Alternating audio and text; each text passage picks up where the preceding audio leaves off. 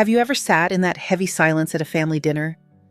Here on Human Stories, we retell those moments honest every day, sometimes controversial. Every story is a mirror. Subscribe, join the conversation, and maybe find a little healing. The fog was already pushing at the window when my phone lit the kitchen tile. A message blinked from my assistant. Board wants your recommendation on the 9-figure vendor deal by Monday. I was wearing thin plastic gloves, scrubbing a ring of burnt sugar from the stove. The coffee maker clicked and sighed. Cable cars chimed from somewhere past the trees. I peeled the gloves and checked the time. Before 7. The apartment smelled like bleach and coffee, a mix I had grown to like. The old leather bag sat on the chair, the strap cracked at the bend. It looked soft from use, almost tender. The face of my watch had a small fracture at the edge, a pale lightning bolt under glass. The second hand kept moving. The phone rang. Jake. "Hey, Mom," he said. He sounded like he had when he was 8 and had hidden a broken window behind a curtain. "Can you talk?" "Always. Hannah's parents are in town. We're doing dinner Saturday. They'd love to meet you." He paused. "Could you keep it simple?" The pause hung in the air. I watched a small bead of coffee slide down the carafe. "Simple," I said. "I can do simple. It's just, it's one of those places." Hannah booked it. Etoile. Nob Hill. White tablecloths, candles that never seemed to melt. I could see the room in my mind, the soft gold of it, the hush that bends conversations low. "Text me the address," I said. A link came a moment later, then a second text from Hannah. "So excited to see you. Dress is whatever you are comfortable in." I set the phone on the counter and let my hands rest flat. The fridge hummed. The fog pressed closer, turning the window into milk. On the table, the folder with the vendor files was open tabs like colored teeth. Even on weekends, the numbers waited. I skimmed the executive summary, marked a margin, then shut it. Work would get my answers like it always did. I did not need to carry it into dinner. I showered, then stood in front of the closet. 2 blouses hung next to each other, one silk, one from a discount rack. There was the gray dress that had lost its shape after years, a cardigan with a shiny elbow where the knit had thinned. Flats with the heels worn down to a slant. My fingers found the cardigan button that never quite matched the others. The leather bag waited patient. I put the silk back. I set the cracked watch on the dresser and felt the groove where the strap met the pin. My reflection in the bedroom window looked like a photograph that had been handled too much. I tucked my hair into a low tie, left the makeup in the drawer. The bag swallowed my wallet, the keyring lip balm that had lost its label. The metal card slipped into the side pocket with a quiet click against the zipper. On Saturday, the city felt washed. The streets in inner Richmond were wet, but clean storefront awnings beaded with water. I locked the door and felt the tumblers catch. The hallway smelled like laundry and old paint. Outside, a bus exhaled and pulled away. The taxi had jazz on the radio, soft horns and brushes. The driver glanced at me in the rear view. "Going up the hill," he said, as if it were a destination of its own. "Yes." We climbed through a grid of trees and old mansions. The grade steepened. People walked dogs that looked more like sculptures. My phone buzzed. "Jake, we're here." No rush. At the top, the hotel that housed Etoile rose like a postcard. A doorman in white gloves opened the door with a small nod. Warm air rolled over me, butter and candle wax, and the faintest trace of lemon polish. The carpet swallowed sound. The host's stand was a quiet island of polished wood and posture. "Good evening," the host said. "Reyes." His smile widened by a hair. "Right this way." The room was a spill of gold and shadow. Windows framed a gray city, the fog pressed to the glass. I saw them before they saw me. Jake stood in a navy suit that fit almost too well, the collar pressed to a straight line. He kept adjusting his cuff as if it were new. "Mom," he said, relief moving through his shoulders. He kissed my cheek. His eyes flicked down, then up, then steadied. "You made it." "I did." Hannah came around the chair. Beige dress, clean lines, earrings that caught the light. She smiled, and the smile sat there like a setting. "Hi, Mrs. Reyes. You look comfortable." "Thank you." At the far side of the table, Evelyn and Victor waited, not quite seated, not quite standing. Evelyn's hair was swept up. The green of her dress worked hard in the room's light. Jewels lay at her throat in a neat, cold line. Victor's suit was the sort that fits without looking tailored, the watch at his wrist the size of a small compass. "Mom, Dad," Hannah said. "This is Marla." Evelyn offered her hand. It was cool and dry. "A pleasure." "Likewise." Victor's handshake was brief, practiced, charmed. The chairs were set in a long row. The one at the end had a view of the city drowning gray. I took it without asking. No one reached for my chair, which made it easier to move it myself. The linen napkin felt heavy, like something you would not buy for your own kitchen. A waiter arrived with menus, the weight of thin wood. He set one in front of me and stepped back with a quiet, well-trained patience. The paper inside was a shade of cream that photographers love to print a thin serif that looked expensive. The names of the dishes leaned toward a country I had never visited, but whose meetings paid my mortgage. "Do you need help with the menu?" Hannah said. Her tone was light and bright like a cork about to pop. "I will be fine," I said. From the window, a cable car bell traveled through the glass and landed on the table as a faint ring. The sound hung there. Victor glanced at his watch. Evelyn glanced at my shoes. Jake wrestled with the corner of his napkin. He cleared his throat. "They flew in from Singapore yesterday. It was a long flight." Evelyn smiled a practice glide. "It is always a shock, the time change. We like it here, though. San Francisco understands discretion." The waiter described the specials in the voice people use for galleries. Burgundy reduction morels butter that had more words than butter usually gets. He described a wine list that had sections like a map. "I will have water for now," I said. The silence that followed was not empty.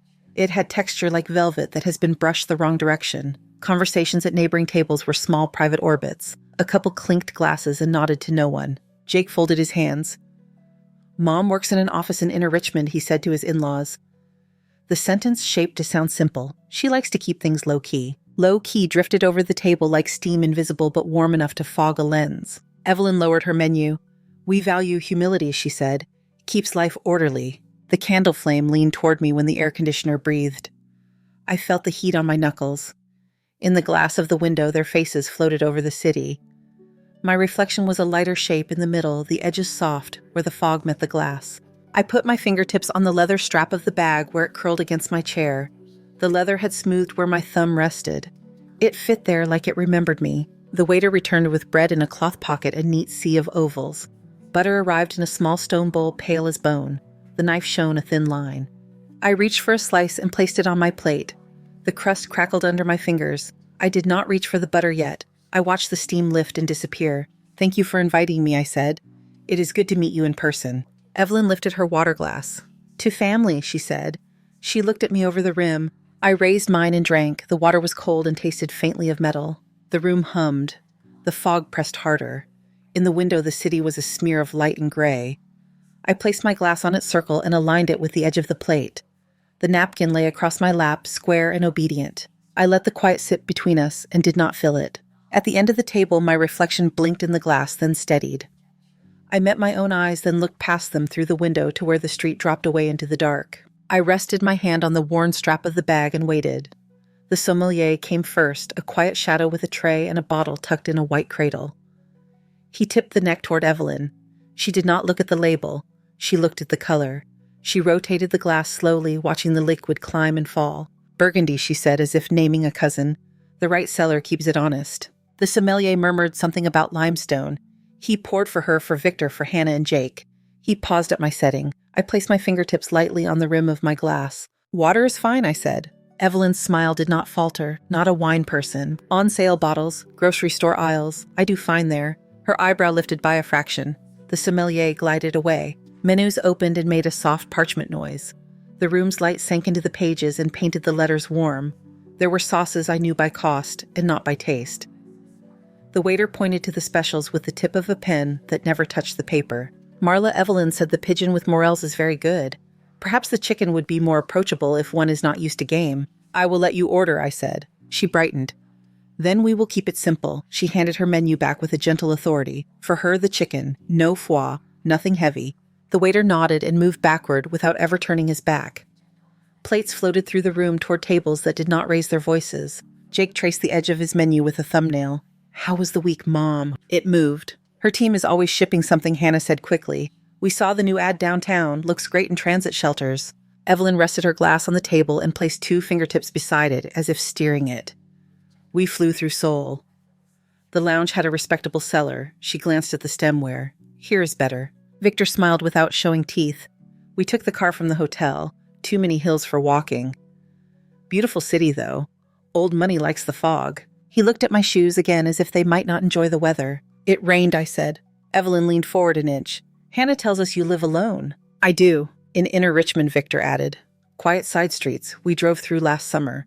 "The bakeries are good," I said. "You can smell them at 6. "And your commute?" Evelyn asked. "Traffic is a tax. I leave early." She tipped her head and let the silence test the answer. Bread came still warm in a bowl lined with linen. I pulled a piece and felt heat in my palm. The butter had a shape like a small hill. I cut a wisper of it and watched it vanish into the porous crumb. Evelyn watched my knife. "We always admire discipline," she said.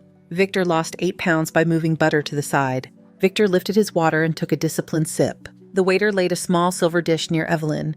She reached casually into her clutch and slid something inside.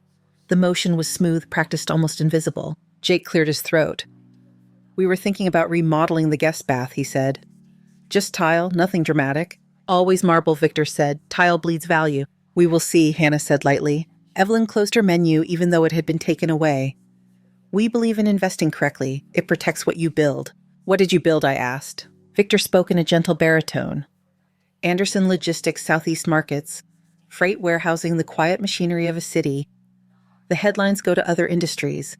We paid for the headlines to arrive on time." "Dad," Hannah said, smiling. "He likes that line." He shrugged. "It is true." The first course landed like a series of soft thuds. Plates porcelain thin, cupped small curls of greens and shaved fennel. A dot of something bright sat in the center. A flower petal rested on top, perfect and unnecessary. Evelyn nudged her salad with her fork. "This is what restraint looks like." I tasted mine. It was cold and precise. Lemon walked ahead of the greens by half a step. The bite snapped and was gone. "San Francisco portions," Victor said to me, cheerful. "Good for the waist." The second course was heat and salt and perfume. The chicken wore its sauce like a lacquered coat. Steam rose in small twists and then slipped into the room's wider breath. Evelyn's steak bled a narrow line when her knife passed through. She noticed it and smiled to herself. "80 a plate," she said to the air. "Worth every cent for consistency." She turned to me. "You know how it is. Quality comes at a price." "I know," I said. Hannah, Evelyn said. "Did you tell her about the house?" Hannah's smile tightened. "Not yet." Victor set his fork down. "They found something charming in No Valley. The lot is small, but you are buying the street." "We helped with the down payment," Evelyn said. $40,000. It is a good use of liquidity." Jake's jaw tightened and then let go. "We are grateful," he said. "We said that." "You did," Evelyn said. "And we enjoyed the honeymoon photos. Europe was a good idea. 3 weeks is the right length at that age." She looked at me. "We covered that as well. 15. Worth it." Hannah placed a hand on the table and kept it there, a small anchor. The waiter arrived to refill glasses. Victor allowed his wine to rise another 1/4 inch. He swirled it, held it up, nodded as if a contract had been honored. "How is the office these days?" Evelyn asked me. "Steady." "What do you do exactly?" She kept the tone airy, like a question tossed across a pool. "Paperwork," I said. "Coordination, budgets." "Administrative," she said. "The backbone of everything. Very important to keep the trains running." "I like trains," I said. Evelyn laughed. "We all like trains when they are on schedule." We ate. Knives whispered. The tablecloth remained unmarked white and still. The candle at our table had burned a scallop into its side, a small cave of light. I felt the heat when I leaned in. Victor leaned back and let the chair take his weight. "Do you find it hard," he asked, "keeping up a whole place alone?" "The services in the city cost what they cost." "I do what I can," I said. Practical Evelyn said. "You do not seem like someone who needs much." "I put what I can away." "Saving is a virtue," Victor said. "There are people who never learn it." Evelyn folded her hands on the table. "We want to protect Hannah and Jake's stability. Marriage needs that." Jake's napkin shifted in his lap. Hannah looked at her water and did not drink. The window held our reflections flat and cold. The fog had crept an inch lower. "Stability." Evelyn repeated, tasting the word. "We have always believed in stepping in where we can. When there is a gap, we cover it. When there is a pressure point, we move the weight." Victor nodded. "We do it with businesses. We do it with family." The waiter cleared the plates and replaced them with smaller circles. Dessert was a composition of dark and gold, a rectangle of chocolate, a coin of something gilded that cracked like glass under a spoon. Evelyn tapped the gold with the back of her spoon and smiled at the bright break. "You see this detail in the right rooms." She set the spoon down and folded the napkin beside her plate with the care of a ritual. "Hannah," she said, "tell them about the opportunity in Singapore. The company has a seat on the table if you want it." Hannah lifted her head. "We are not moving," she said. "We like it here." Victor regarded her as if she were a door he had not tried yet. "We can talk later." Jake breathed in. "Mom lives fine," he said. "She does not need help." Evelyn's expression did not change. "No one said she did." She said, "We are speaking about balance. The two of you are building something. You have finite bandwidth." Hannah rubbed the inside of her wrist with her thumb, a small orbit of skin. "Marla," Evelyn said. Voice gentle. I hope you do not take this the wrong way. It is natural for a son to worry about his mother when she is alone. We encourage care. We also encourage boundaries. It protects a marriage. Victor placed his spoon on the plate with quiet precision. If worry pulls too hard, the center shifts. Jake looked at me. I do not mind checking on you, Mom. I know, I said. Evelyn tilted her head a degree and no more. We could help if that would make things easier for everyone. A small monthly allowance, something that fills the gaps. Modest but reliable. It would give you breathing room and give them peace. The words did not land at once. They took a moment to assemble themselves into shape. I heard the room around us more clearly. A laugh, a glass, a chair leg, moving against wood and then stopping. How small, I said. Evelyn did not look at Victor.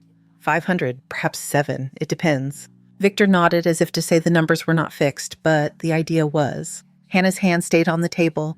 The knuckles blanched and then colored again. Jake's voice thinned. Mom does not need an allowance. This is not about need, Evelyn said. It is about sense. It is about keeping everything where it belongs. She lifted her water and drank. Her throat moved once and stopped. Victor spoke into the pause. We would not intrude. We would wire it. No one needs to keep track. It is simply a gesture. And in return, I said, what would you like from me? Evelyn set her glass down and aligned it with her knife. Space, she said. We ask only for space. Fewer surprise visits, fewer calls on weeknights. Holidays can be arranged in advance. It keeps expectations clear. She smiled as if clarity were a gift and not a cut. The candle flickered and steadied. The wax had begun to pool at the base. In the window, our table hovered over the city like a small lit raft. I could see myself as a dim outline, the lines of my face softened by the glass. My hand rested near the leather strap. The groove at the bend welcomed my thumb. The waiter lifted the spread plate from my place and left the small circle of butter untouched. He vanished before anyone could thank him. Victor reached for the check and then remembered that it was not here yet. He placed his hand where it would be. The gesture looked practiced. Evelyn sat tall and straight in her chair. She had not slumped once since I had arrived. Hannah looked at me. The look was quick and small and full of something that did not have a word yet. Jake stared at the napkin as if it might answer a question for him. I lifted my water. The glass left a clear ring on the linen and then cooled. I watched it fade. How much, I said, exactly is my absence worth to you? Evelyn did not blink. We were thinking 500, perhaps 7, it depends. The number sat between the candles and the bread bowl, tidy and neat. I watched the candle lean and right itself. Wax slipped and cooled along the side in a thin white vein. I set my glass down, so the down payment was 40, the honeymoon was 15, and my absence comes in monthly at 7. Victor's smile held. It is a gesture, not a ledger. Everything on this table has been a ledger, I said. I kept my voice level. Did any of those numbers buy you respect, or only obedience? The table did not move. The air in the room seemed to press inward the way fog can feel like a hand on your shoulder. Evelyn placed her fork down with care. I think you are misunderstanding our intent. I am not, I said. I looked at Hannah. Her fingers flexed once on the linen. I looked back at Evelyn. You have talked for an hour about cost, hotels and flights and square footage. You never asked how I am. You asked how much I require. Victor opened his palms as if to include himself in a resolution. We want peace. We have capacity. We offer it. Peace does not look like a bill pay, I said. The waiter floated past and left a new candle on the next table. The flame in ours trembled, then steadied.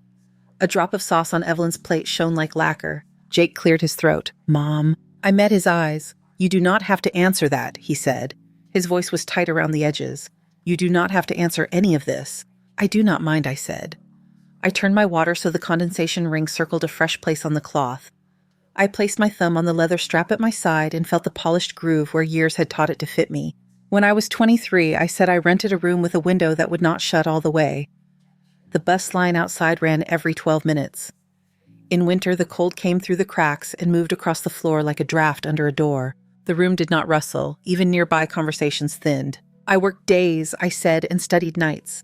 The library smelled like damp paper and pencil shavings. I took the last seat on the back wall and copied terms I did not know into a notebook. English on one side, accounting on the other. I bought a coffee I could not afford and made it last until closing. Evelyn's face did not change. Her eyes stayed clear and dry. Victor's hands rested flat, even and quiet. I typed invoices, I said, until my wrists burned. I learned to read a balance sheet the way some people learn to read weather. I learned to keep a team moving when the lights flickered. I learned which suppliers took excuses and which did not. I learned to make it all look simple. I took a breath and heard it move in the room. I became a coordinator, I became a manager, I became a director. I run operations for 5 states. I sign contracts that take 3 attorneys to explain. My budget for 1 quarter is larger than this building. My compensation is $40,000 a month. It has been for a very long time. Jake's fork paused in midair. Hannah's hand left the table and returned. Victor's eyes narrowed by a fraction, not skepticism, more calculation. Evelyn's lips parted. No sound came through the space. Jake found his voice. Why did you never tell me? Because I did not want you to grow in the shadow of my money, I said. Because I wanted you to build your own footing. Because you never needed to earn my approval with a number. He swallowed. A small click sounded at the back of his throat. Evelyn set her napkin down folded. She did not look at Victor. It was not our intent to offend you, she said. We were protecting our daughter. You were protecting control, I said. Her chin lifted a degree. You sat here and allowed us to believe you were in need. That was a choice. Yes, I said. I wanted to know how you hold someone who you think has nothing. The sommelier passed with a tray of empty stems that caught the light and threw it in small circles onto the ceiling. The room breathed and returned to its hush. Hannah's voice was small. Mrs. Reyes. Marla, I said. Marla, she said. She looked at her parents, then at me. I did not know. I held her gaze. I believe you. Evelyn touched the stem of her glass and slid it 2 inches toward the center of her place setting. The ring it left began to fade. Victor spoke as if choosing his words from a drawer. Even if all of that is true, it does not change the fact that you came dressed to provoke. I looked down at the cardigan where the double knit had thinned at the elbow. I came dressed to be comfortable, I said. You did the rest. The waiter arrived with a silvered check presenter and stopped, unsure whose orbit to enter. He set it at the edge of the table, diagonal to Victor's wrist. He retreated 2 steps and melted into the dark like a stagehand who knows where to stand. Victor reached for it by habit. His fingers brushed the leather. He looked at Evelyn. She kept her gaze on the window, which showed only a pale world and the ghost of our table. I opened the old leather bag. The zipper teeth made a quiet, clean sound. I slid a black card from the side pocket. It was heavier than it looked. The light found the letters and rested there a moment. I placed it on the folded leather of the check presenter and moved it toward the center. Use this, I said. Please include a generous tip. Evelyn looked at the card as if it had changed the oxygen in the room. The corners were square, the surface brushed. The name on it matched my watch, my keys, the apartment door that stuck in the damp. You do not need to do that, she said. You did not need to make the offer you made, I said. She flinched, a small ripple under the eyes. Jake sat straighter.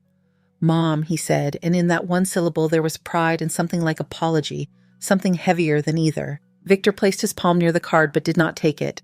We are perfectly capable of paying our own bill. I believe you, I said. Take the card anyway. Silence gathered itself. The city outside was only light and fog. The window caught our shapes and bleached them. In the reflection, the table looked like it floated a white raft on gray water. Hannah watched the card the way people watch something delicate about to slide off a shelf.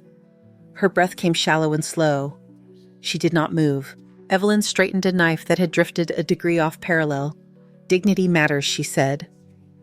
The words sounded as if they had been borrowed. Then keep yours, I said, and let me keep mine.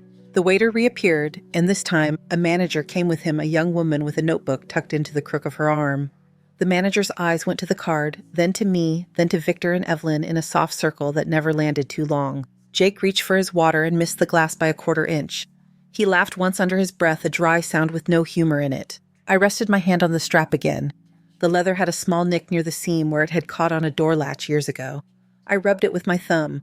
The mark stayed as it has always stayed. Marla, Hannah said quietly. I turned my head. Thank you for coming, she said. Her voice had steadied. Whatever else, thank you for coming. I inclined my head. The candle burned low enough to throw a small pool of wax that would harden in a ring when it cooled. The smell of butter and lemon polish and old wood rose and fell on the room's slow breath. Victor lifted the check presenter by its edge and shifted the card under his fingers. The manager waited with the patient focus of someone who has seen expensive nights bend without breaking. No one looked away. The room held the line. The window kept our ghosts. The card sat there dark and quiet like a stone placed at the center of a circle. The manager reached for it. Her hand hovered for half a second, then closed. The manager lifted the check presenter. Victor touched the leather edge with 2 fingers.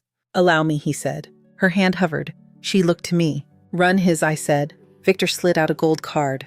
The surface caught the candle and threw a small sun across the linen. The manager nodded and left. The room's hum returned a low fabric of voices, glass-soft shoes.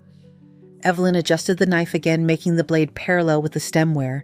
It was already straight. Jake stared at the city pressed to the window. Hannah's hand found the hem of her dress and smoothed it. The gold on her ear trembled and went still. The manager came back with the card tucked beside the bill. She leaned toward Victor so only our end of the table heard. "I'm sorry, sir. The bank declined this one.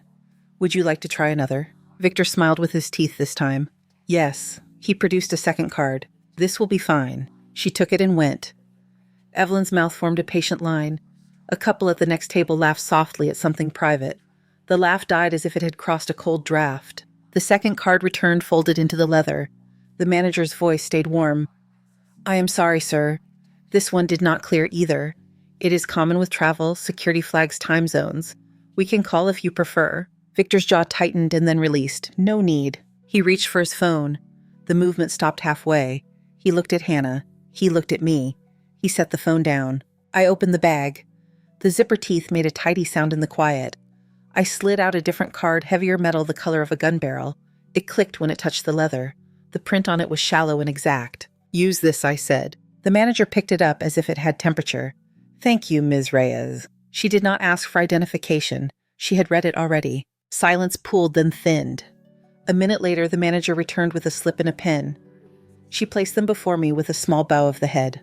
"All set. Would you like a receipt?" "No." She placed the pen on the folder as if she were laying down a fine tool. The sommelier drifted to another table. The candle at ours burned short, its light now lower than the glasses. Evelyn's voice came soft. "You did not have to do that. You did not have to do this," I said. She watched me for a long breath. Something in her gaze flickered, then steadied. "Dignity matters." I folded the check slip and slid it back. "Then keep it." Victor's hands were flat on the linen spread as if holding it down. "This is absurd," he said. He tried to smile and almost did.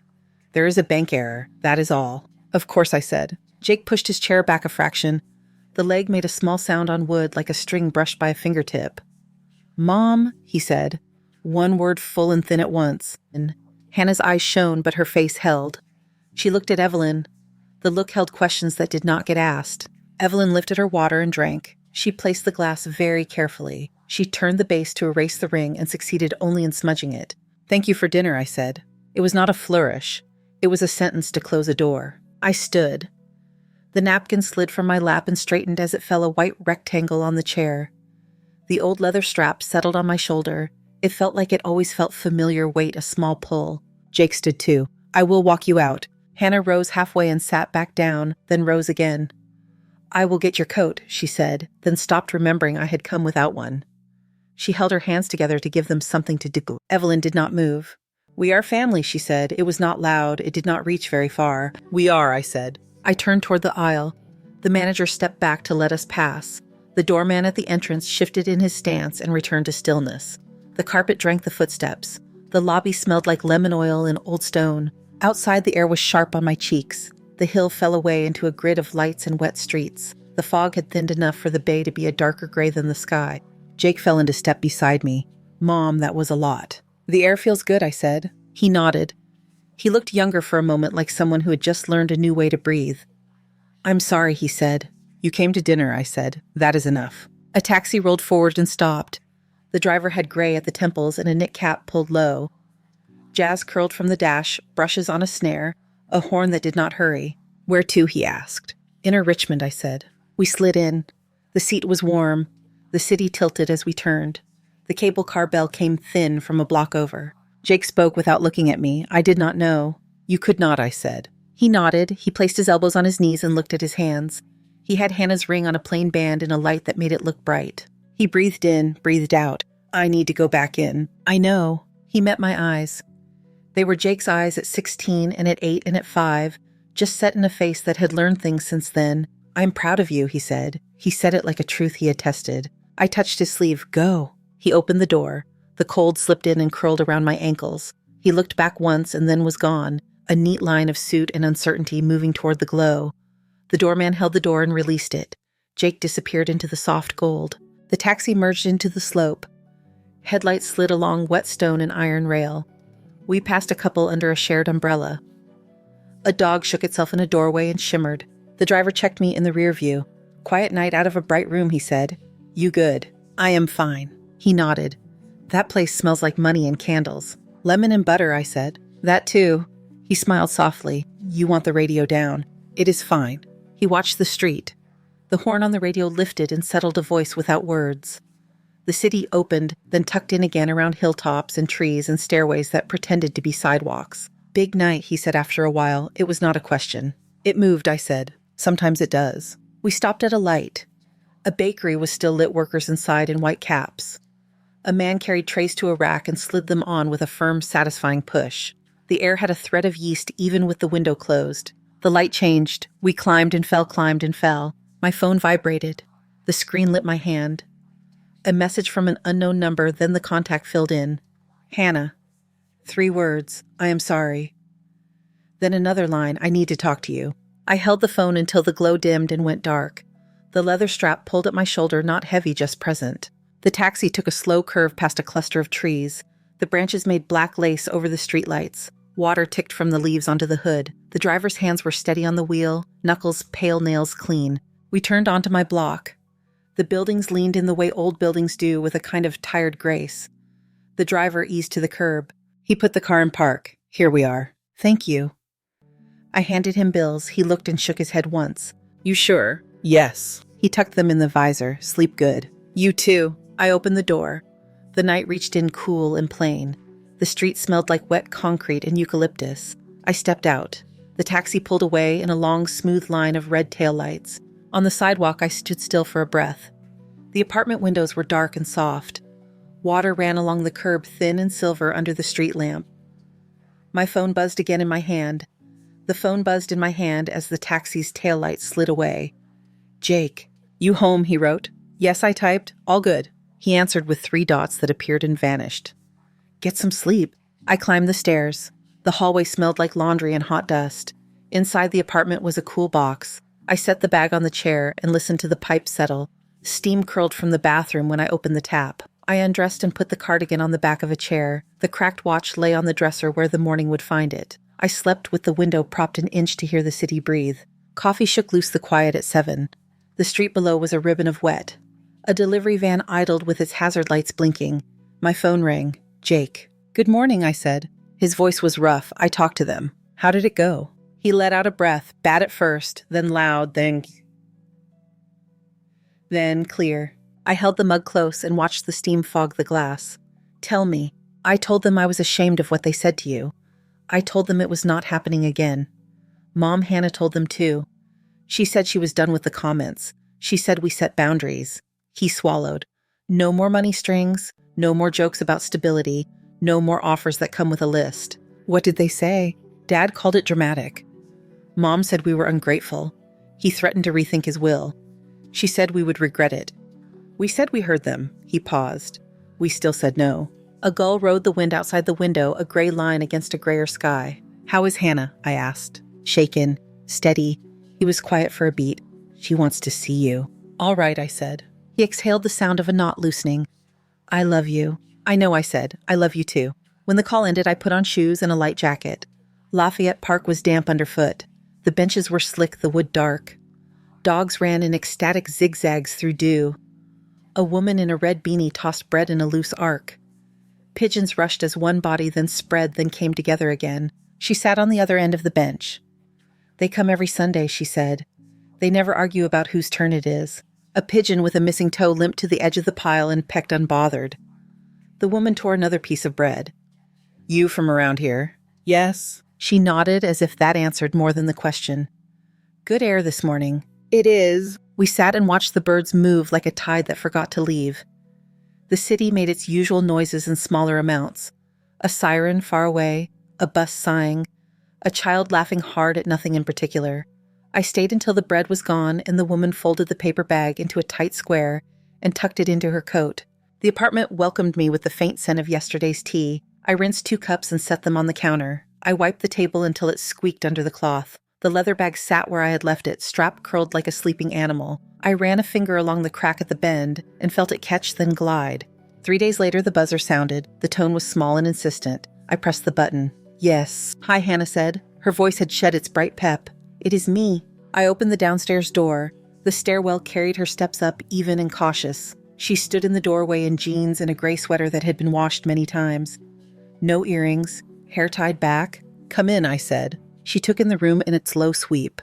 The couch with the old throw, the shelf with books that leaned, the window with its view of a slice of sky and the roof of the next building. She sat where I pointed and kept her hands folded around each other. "I wanted to say, I am sorry," she said. "Not the polite kind, the real kind." I filled the kettle and set it on the stove. The click of the burner sounded louder in the small silence. "Tea," I said. "Jasmine." She nodded. "Please." When the water was ready, I poured. The steam lifted the scent into the room, clean and floral. I placed a cup in front of her and watched her breathe it in before she tasted it. "My parents were poor," she said. "Not the modern kind. The kind with no running water. The kind with ration books. They left and worked and hoarded and sent money back. They taught me a language where love sounded like numbers." She looked down at her hands. "I'm not excusing anything." "I did not ask you to," I said. "I know." She took another sip. "I also did not stop them. That is on me. I am good at silence when they get that tone. It is a reflex. I hear them and I get small." I watched the window. The glass held a dull square of light.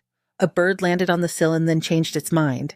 It left a soft mark in the dust with its feet. "We told them our boundaries," she said. "We said no more comments about where we live or what we choose. No more money that comes with expectations. If they cannot respect that, we will keep our distance." She made a small face, half smile, half ache. It felt like jumping off a step you could not see. "How did it land?" I asked. She laughed once without humor, loudly, then the quiet after aloud when no one knows what to do with their hands. We drank. The tea cooled 1 degree at a time. She looked at the bag on the chair. "That bag has seen things," she said. The tone was light again, but not for show. "It has," I said. She looked back at me. "Can you teach me how to live without dressing everything in price tags?" She shook her head. "Not teach. Show. I do not know the words for this. It is not a course," I said. "You pay attention. You ask yourself what the thing buys you. Noise or quiet." She nodded. "Noise or quiet." She repeated it as if trying the shape on her tongue. We talked for an hour. Not a list, not a plan. It was the kind of talk that moves in a line only when you look back at it. She told me about a job offer in Singapore she had not told her parents she turned down. She told me she had kept the rejection emails from her first 6 internships as if they were proof of something. She told me she buys candles that smell like places and lights them when the apartment is too still. I told her the library on 9th Avenue still keeps an extra chair against the back wall. I told her the bakery opens at 6 and sells the ends of the loaves for almost nothing if you ask. I told her the bus on California stops across from the church with the blue door, and if you sit on the left, you can watch the hill pull away under you like a slow wave. She stood at the door later with her hand on the frame. "Thank you for not making me feel like I'm late to something," she said. "You are on time," I said. When she left the apartment, held her warmth for a while. The cups sat on the table with small rings under them. I wiped the rings because I like the table clean. The cloth made a dry sound and then fell quiet. Afternoon thinned. The light from the window went from white to a soft gold, and then to the very beginning of dark. I picked up the cracked watch and wound it with 2 turns. The second hand stepped forward and kept going. I set it down and it ticked like a small animal sleeping. The phone buzzed. "Jake."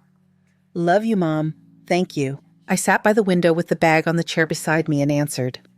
"Love you too." Outside, the cable car bell came faint and clear. The wind moved leaves in a sound like paper.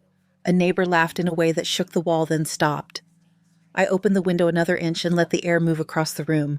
A new message lit the screen. "Evelyn, we need to talk." I watched the words and watched my face in the glass above them, a pale shape with the city laid over it. I pressed the side button. The screen went black. The room took itself back. The bag strap lay on the chair with the familiar curve at the bend. I put my hand on it and felt the old softness. In the glass, the window held a second apartment, a second chair, a second me, as if the city kept a spare in case something broke. The kettle clicked once without boiling. The pipes clacked and settled. The light slipped away from the floorboards and into the hallway. I sat and watched the square of sky outside the window shift from blue to a deeper blue that does not have a name. Thank you so much for listening to today's story. If this story resonated with you or made you reflect, I'd love to hear your thoughts, so feel free to share them in the comments below. And don't forget to like, subscribe, and hit the notification bell so you won't miss the next story.